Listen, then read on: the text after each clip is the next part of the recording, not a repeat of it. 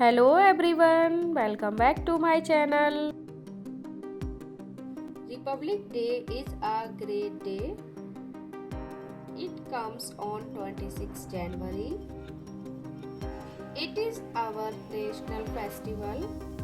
Our constitution came into force on 26 January 1950. The constitution is the supreme law of India. We must respect our constitution. The President of India hosts the national flag. It is a symbol of pride for us. We celebrate it with joy. Republic Day teaches us to live in unity.